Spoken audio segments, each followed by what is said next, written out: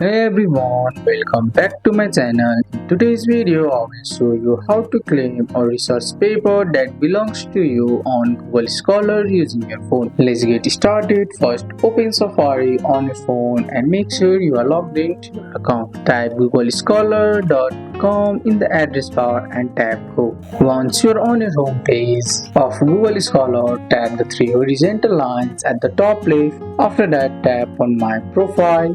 Google Scholar may suggest articles under articles you might own or add articles. Scroll through the list to find your paper. Tap the checkbox next to the article you authored. Tap Add to Claim to include it to your profiles. Once claimed, the paper will appear in your article list and show your authorship. And that's it. We have successfully claimed a paper on Google Scholar using your phone. That's all for today's video, guys. I hope you guys like this video. If you found this video helpful, drop a like, subscribe for more videos. Thanks for watching. See you in the next one.